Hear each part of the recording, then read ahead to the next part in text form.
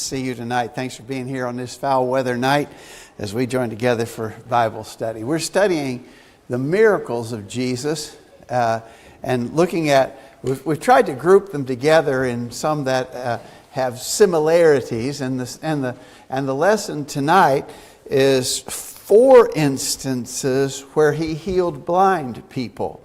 And so that's the commonality of the 4 episodes that we want to consider in our lesson tonight. You know, if you stop to think about it, tremendous advancements have been made in eye care. You know, in some of the things that maybe used to would have caused a person to ultimately go blind or be blind. Medical advancements have helped somewhat. But the eye is still a pretty challenging thing. When there are complications with the eye, that's pretty tough. And even with the advanced medical care that's available, they're just not always able to resolve those kind of problems. In many instances, blind people are blind and stay blind. Jesus was able to heal the blind. One of the kinds of healings that he did other kinds of healings, but obviously here we've got 4 instances where he healed blind people and did so miraculously and instantaneously. And it is just, again, intended to prove who he was. He was the Son of God. To reveal that to mankind and confirm that it was the truth, Jesus worked miracles. You can imagine back in that time, you know, if a person is blind today, they're dealing with a serious handicap, but there'd be ways that they could get assistance and be aided and helped. You've got to imagine that in that time, a blind person without all the various social safety nets that are available to us today would have been in a real horrible predicament because of their blindness. All right, let's look at the first episode, Matthew 9. Matthew chapter 9, beginning verse 27. Matthew 9:27. And when Jesus departed thence, 2 blind men followed him, crying and saying, Thou Son of David, have mercy on us. And when he was come into the house, the blind men came to him, and Jesus said unto them, Believe ye that I am able to do this? They said unto him, Yea, Lord. Then touched he their eyes, saying, According to your faith be it unto you. And their eyes were opened, and Jesus straightly charged them, saying, See that no man know it. But they, when they were departed, spread abroad his fame in all that country. All right, pretty straightforward. I don't think there's anything challenging to understand in those simple verses. There is a question raised that I think we want to discuss. Notice that when they asked for this healing of their blindness, he said in verse 28, Believe ye that I am able to do this? Do you think I can do this? Do you believe? And they said, Yes. And then in verse 29, he touched their eyes, saying, According to your faith be it unto you. Now, the question that comes up is, does this prove that the recipient of a miracle necessarily had to have faith in order to receive the miracle? And the reason why that's a question is because that's what the fake healers of our day, that's their claim. In other words, if you go to them and you have some physical ailment and they can't heal you, because they can't heal anybody, right? They always fail, but if it's a very obvious failure, you know, if I went to them with a paralyzed arm, something that you can actually see, right? So, as we've said over and over again, very often the things they claim to deal with are things that you can't see. Headaches and hearing loss and such as that. But you can see a paralyzed arm. So I got this paralyzed arm and I go to the faith healer and he can't heal me. My arm stays paralyzed. And his response to that, his explanation is why that's so, you didn't have enough faith. If you had had enough faith, it would have been healed. That is their always comeback. Now, does this episode verify their approach? In other words, what I'm saying is the way this is told, does that lend credibility to that explanation on their part? Anybody? James? Even if Jesus required these men to have it, there's many other instances where the recipient of the healing didn't prove their faith in regards to the centurion, so that another daughter died, experiences over, and they couldn't display their faith, but they weren't even present. They healed them anyway. So that's not a requirement for miracles. I think that's the way you got to approach it. If this was the only case we had, maybe you could draw that conclusion. But we got so many other cases where it's clear that the recipient of the miracle did not manifest faith beforehand. And so you just can't say that that is a general rule. Jesus acknowledged their faith. They expressed their faith. Jesus acknowledged their faith. But there are plenty of other miracles, and we'll look at more even tonight, where that was not the case. And so you just can't state that as a given rule. Dan? Lazarus must have had Dead Lazarus. Yeah. Yeah. So, that just a few years before this, is he raised a dead lady, girl. okay. All right. So again, plenty of episodes where he healed people who did not have faith. Anybody else have a thought on that? All right. Now, why do you think that Jesus told them, verse 30, see that no man know it? He strictly charged them. Don't tell anybody about what's happened here. Why do you think that? This is not the only time Jesus did that either. There are other instances where Jesus would tell someone, don't tell what's happened here. Why do you think this instance and others like it, why do you think that Jesus would tell them, don't spread it around. Don't spread around what happened here. What do you think?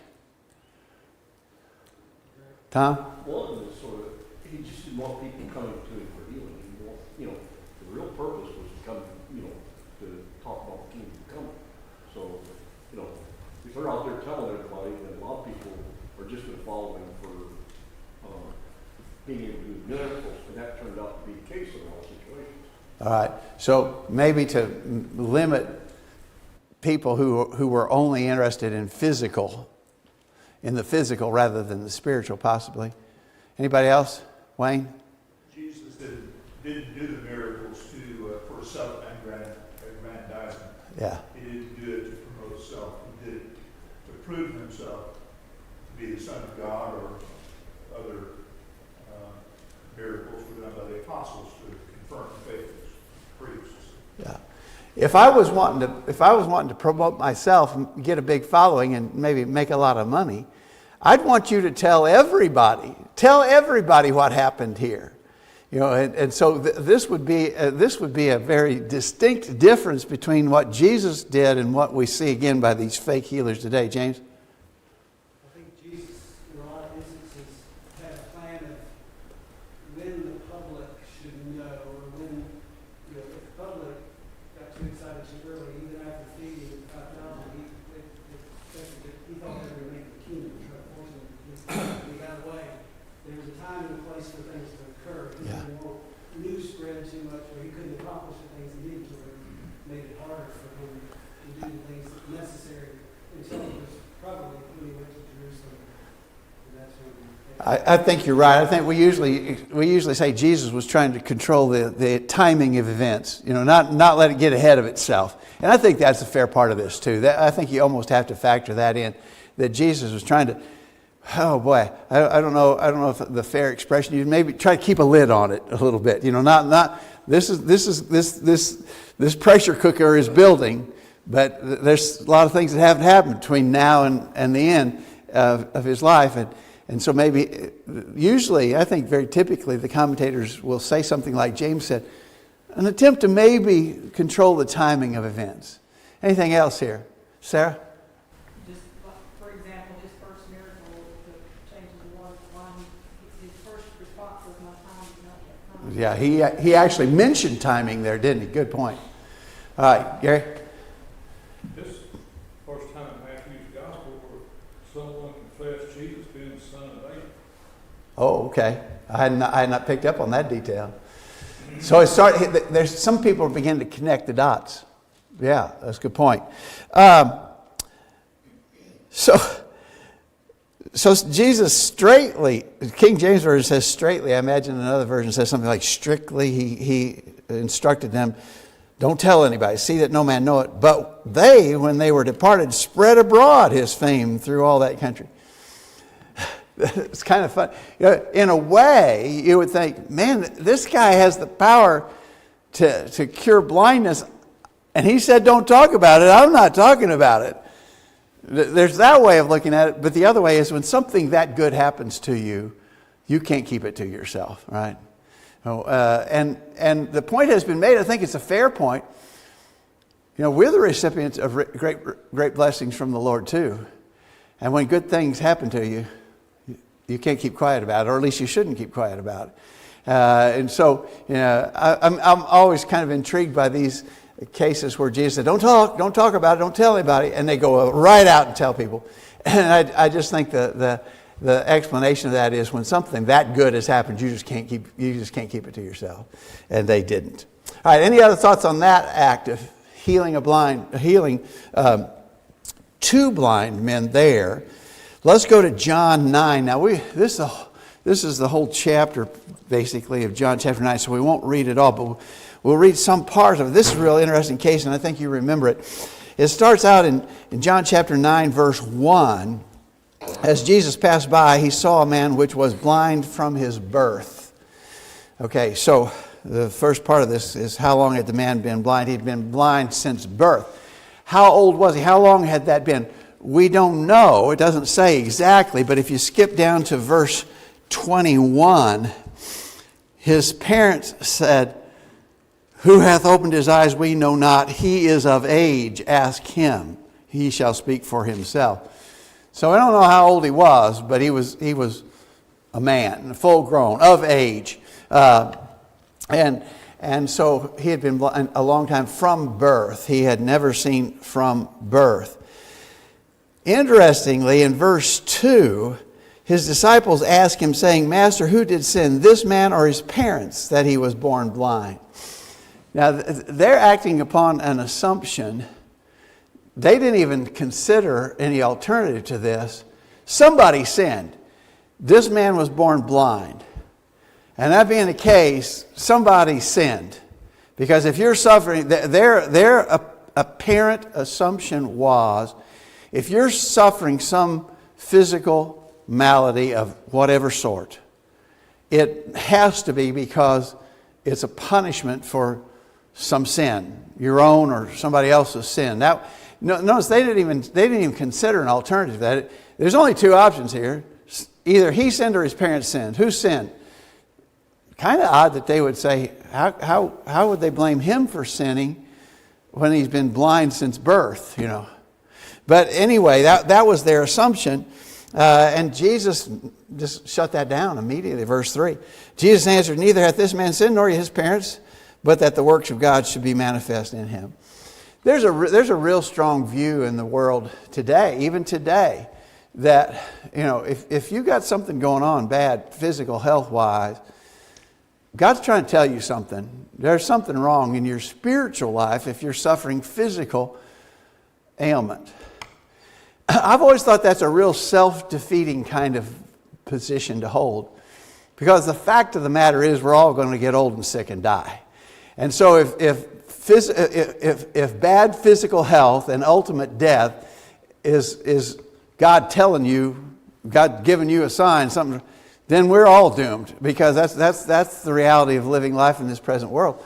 It's not true. Jesus said it wasn't true. That's just not a true thing. Wade. I think the same people that probably promote that are the ones that believe that if you're not successful, then... It's the health and wealth thing, right? Yeah, I think you're right. Tom? The whole book of Job teaches against that concept. That was probably his friends said, oh, you must really have done something terrible, Job. The book of Job, yeah. His friends were absolutely certain. Job, you need to come clean because this wouldn't be happening to you if it wasn't something, if you hadn't sinned. Yeah. So it's a long-standing view. It's been around for a long time. It's not true. Jesus says it's not true. Gary?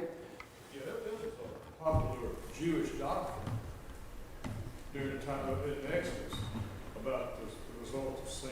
Yeah. and physical. Yeah. And his disciples sure believed it, didn't they? Yeah, well, that's a Jewish idol. That's right. They didn't even consider an alternative. I think you're right. So, Jesus heals the man. Real quickly, read with me verse 4. Jesus said, I must work the works of him that sent me while it is day. The night cometh when no man can work. As long as I am in the world, I am the light of the world. When he had thus spoken, he spat on the ground, made clay of the spittle, and anointed the eyes of the blind man with the clay. Said to him, go wash in the pool of Siloam, which is by interpretation sent. He went his way, therefore, and washed and came seeing. There's always questions asked that you can't answer here. In this case, why did Jesus spit on the ground, make a muddy substance and put it on the guy's eyes? What's that about? Well, it doesn't say, does it? It doesn't. And so any attempt to answer that question would be pure speculation.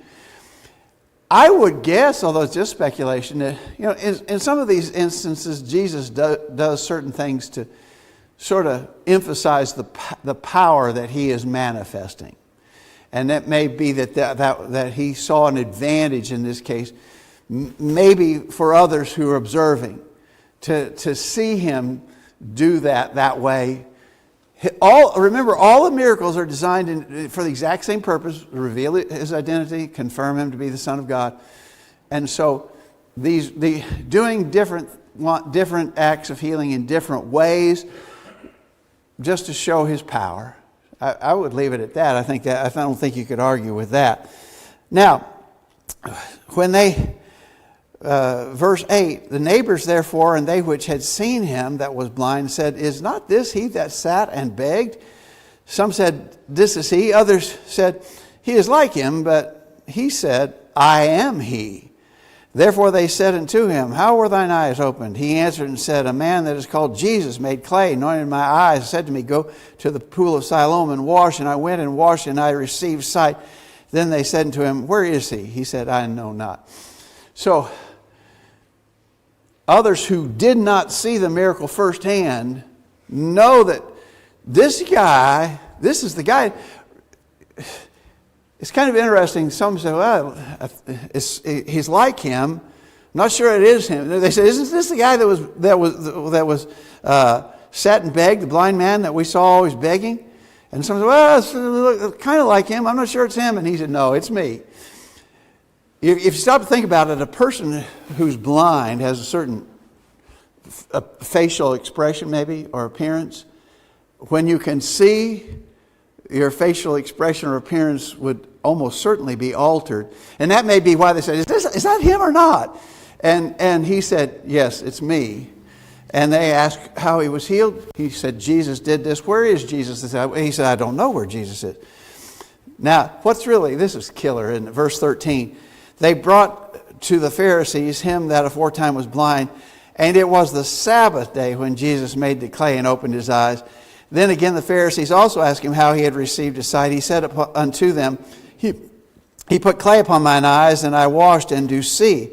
Therefore said some of the Pharisees, this man is not of God, because he keepeth not the Sabbath day. Others said, how can a man that is a sinner do such miracles? And there was a division among them. There are other episodes that we'll study like this too, where the only thing the Pharisees could gripe about was that he did the healing on the Sabbath day. That somehow this constituted work by their evaluation, and therefore it was a violation of the Sabbath day for him to do an act of healing on the Sabbath.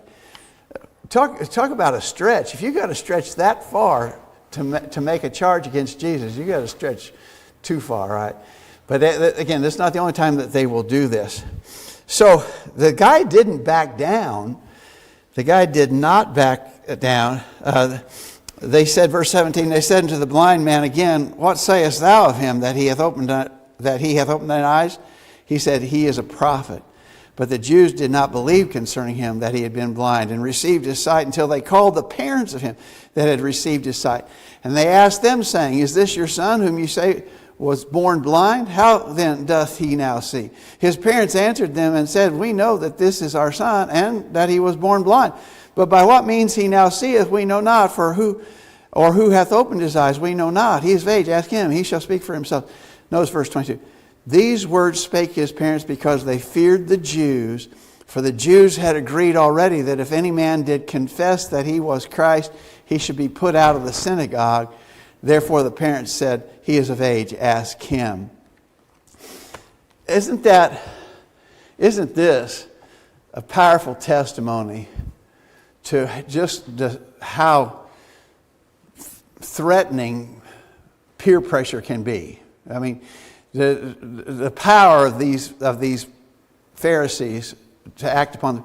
I'm going to tell you, if I was a parent and I had a child who was born blind, always been blind, now he's not blind anymore, I don't think I would care what those Pharisees thought of the matter. I would just be rejoicing and thanking God. Wouldn't you think that'd be the reaction? And yet they so feared the blowback that they were going to get if they confessed Jesus that they wouldn't confess him. That's just a testimony to how strong these outside forces can be, trying to silence us from expressing our faith. JD? Of course, but then delve into your earlier point of how ridiculous the Pharisees' logic was. You would have to think at a base layer, if you hear that this thing has been done, and you believe it because you knew this guy was blind and now he's not, you'd have to think, well, this is not a natural power that someone's born with to do. So this has to either come from God or from Satan or some demon or something. And so you would think that that if they were saying that this wasn't from God, that the Pharisees would have been discussing, this is a demon, he's possessed, or he's got the power of the devil. And that would be their, course of talk.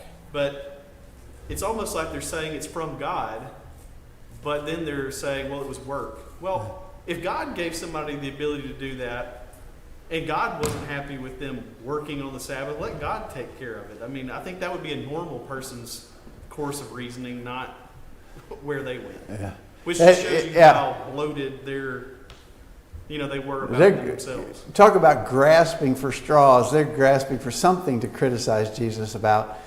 But in another place, Jesus referred to himself as the Lord of the Sabbath. When he was questioned about things done on the Sabbath day, he referred to himself as the Lord of the Sabbath.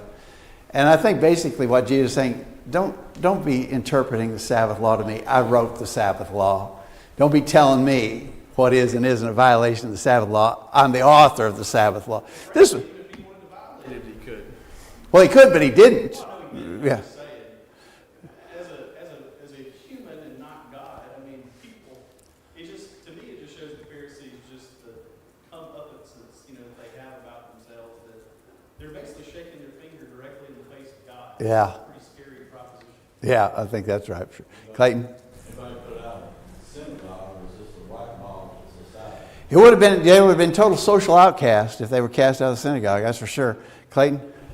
You were talking about the clay on his eyes. So a lot of the other instances, the people ask to be healed or do some form of action or showing of faith. This guy's just sitting there and the apostles bring it up. But he doesn't say, hey, Jesus, heal me. So I think it's just Jesus giving him an opportunity to show his faith. To do something. Yes. Maybe interesting. Wayne? Kind of a side note to John 9, you can see the growth of this man's faith as he begins to talk to answer the questions, who is it? I don't know. He starts out, he doesn't know who he is. And then verse 17, well, He's a prophet. what do you think? He's a prophet. Yeah. And then Jesus comes to him and says, do you believe in the Son of Man? Yeah. And he says, who is it? Yeah. He says, it's me. Yeah. I believe. Yeah. You can see the progression of faith of this man as he Yeah, good point. Good point. So as Wayne mentioned, they come back to the man. And we're going to run out of time here. We won't take time to read all of this. But they come back to the man. Verse 28, they reviled him and said, thou art his disciples, but we are Moses' disciples. We know that God spake unto Moses. As for this fellow, Jesus, we know not from whence he is. The man answered and said unto them, Why herein is a marvelous thing, that ye know not from whence he is, and yet he hath opened my eyes. Verse 31, Now we know that God heareth not sinners, but if any man be a worshipper of God and doeth his will, him he heareth. Maybe make a note in your margin. I think we have to be careful about using that verse. That verse is a true statement, right? But it's not from an inspired man. He expressed a truth, and the Holy Spirit recorded and preserved his statement for us. There's other places. I would rather go other places to prove that God hears the prayers of his faithful children rather than this, because although it is a true statement, someone could quibble with you that guy wasn't even inspired. That's not a statement from an inspired man, right? It's an inspired record of what the guy said, and it's true what the guy said, but we would have to prove that truth in other places because this guy wasn't inspired. Anyway, they did what they promised. It says, verse 30, they answered and said to him, Thou wast altogether born in sin, and dost thou teach us? And they cast him out. They cast him out of the synagogue. Verse 35, Jesus heard that they had cast him out, and when he found him, he said unto him, Dost thou believe on the Son of God? He answered and said, Who is he, Lord, that I might believe on him? Jesus said unto him, Thou hast both seen him, and it is he that talketh with thee. And he said, Lord, I believe. And he worshipped him. And so as Wayne said, the guy kind of came all the way around to believing in Jesus as the Son of God here. Lots of interesting things in that long account. That whole chapter really constitutes the recording of that one miracle of healing that blind son. And I know that you have heard probably lots of sermons preached on that text, and there's just a lot of powerful things in it. Let's go on quickly to the next case of healing the blind. Mark 8. Mark 8. This one is a little different. Something to think about here. Mark 8:22. Mark 8:22. He cometh to Bethsaida, and they bring a blind man unto him, and besought him to touch him. And he took the blind man by the hand and led him out of the town. And when he had spit on his eyes and put his hands upon him, he asked him if he saw aught. And he looked up and said, I see men as trees walking. After that he put his hands again upon his eyes and made him look up, and he was restored and saw every man clearly. And he sent him away to his house, saying, Neither go into the town nor tell it to any in the town. All right, now this one's different. And so here's a case that we might have to explain. One of the things that we say about true New Testament miracles is that they were instantaneous. It wasn't, go home and lay on your sick bed for the next 3 months, and after 3 months, you probably start feeling a little better. It wasn't anything like that. The miraculous healings that Jesus did were instantaneous. This one is just slightly different in that it was sort of a two-stage healing. He didn't make mud this time, but he did spit upon his eyes and put his hands on him. And the first time he said, Are you seeing anything? And he says, I see men as trees walking. Well, that's obviously it wasn't an effective cure, right? It was apparently a partial cure. He had been blind. Now he's seeing something, but he's not seeing clearly. And so Jesus put his hands on him again, and this time he could see clearly. I would argue then in relative terms, this was still an instantaneous healing, right? It wasn't like it took days or weeks to get an outcome. This still happened in the immediate instance of his interaction with the fellow. The question is always asked, and for my part, I don't think there's any answer to the question. Why did Jesus do it that way? Why did Jesus do it in 2 steps instead of just 1? I don't have an answer to that, and I don't think anybody can provide an ironclad answer to that. Tom? Just look at the observant way it's written. It's like they were bringing this blind man to Jesus to test him. They're 22. And they came to say that, and they brought the blind man to Jesus and implored him to touch him. All right? But then Jesus, taking him by the hand, leads him out of the city, away from everybody, evidently, and does it privately to him. So, it just sort of sets sort of a grumble. So I hadn't thought about it that way, but you're suggesting that potentially that this was an attempt to entrap him. And the fact that he took him out of town, and then when it was over at the end of verse 26, don't go into the town and don't tell it to anybody in town, might serve as verification of what you're suggesting. Wayne? There's one strange thing about this besides that, is Jesus asked the question in verse 23, do you see anything? Yeah. No other miracle that Jesus performed did he ask, well, can you walk now? Yeah. Are you better? Yeah. To the blind man in John 9.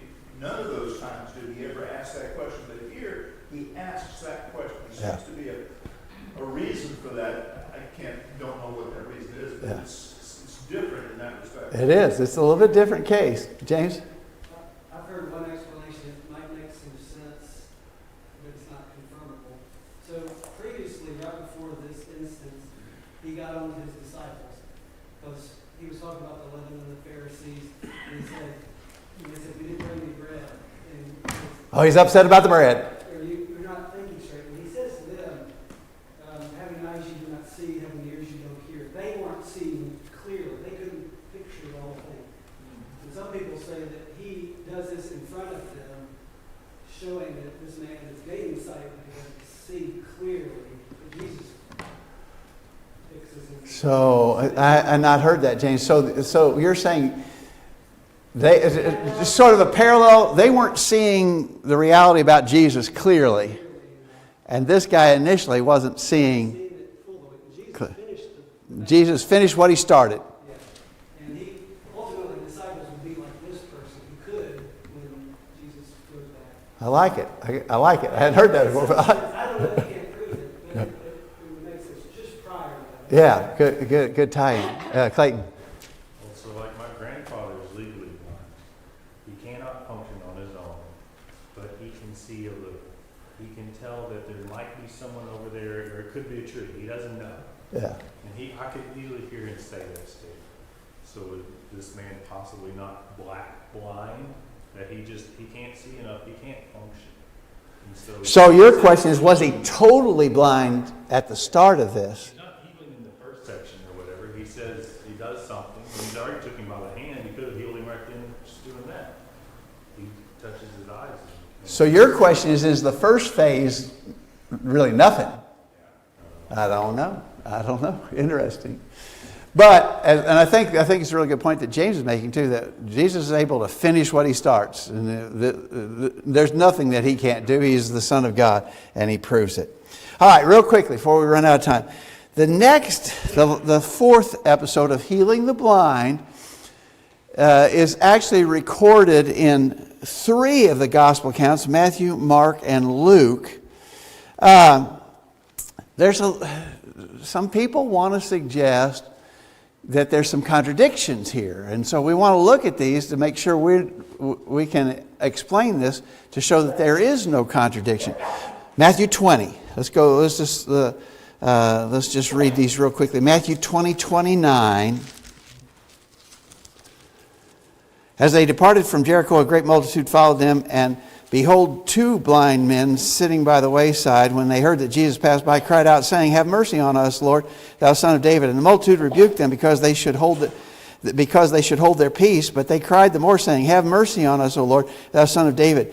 Jesus stood still, called them, and said unto them, What will ye that I should do to you? They said unto him, Lord, that our eyes may be opened. So Jesus had compassion on them, touched their eyes, and immediately their eyes received sight, and they followed him.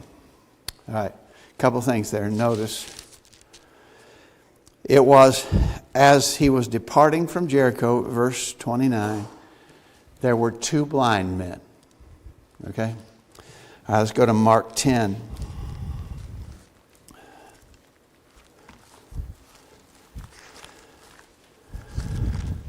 Mark 10, verse 46. Mark 10:46. And they came to Jericho, and as he went out of Jericho with his disciples and a great number of people, blind Bartimaeus, the son of Timaeus, sat by the highway, side begging. And when he heard that it was Jesus of Nazareth, he began to cry out and say, Jesus, thou son of David, have mercy on me. And many charged him that he should hold his peace, but he cried the more a great deal, Thou son of David, have mercy on me. And Jesus stood still and commanded him to be called. And they called the blind man, and saying unto him, Be of good comfort, rise, he calleth for thee. And he, casting away his garment, rose and came to Jesus. And Jesus answered and said unto him, What wilt thou that I should do unto thee? And the blind man said unto him, Lord, that I may receive my sight. And Jesus said unto him, Go thy way, thy faith hath made thee whole. And immediately he received his sight and followed Jesus in the way. We call him blind Bartimaeus. There's only one guy here.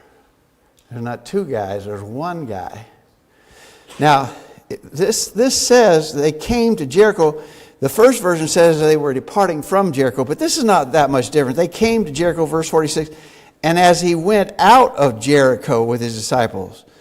So I don't see that as a problem. That seems to jive. But the big problem is 2 blind men versus 1. In this instance, it actually names him. He's Bartimaeus, son of Timaeus. J.D. I was going to say that's easy to explain. If I said Tom was at Bible study tonight, does that mean that there was nobody else there just because I decided in my conversation with somebody to focus on one person? So yeah, I think that is exactly the answer.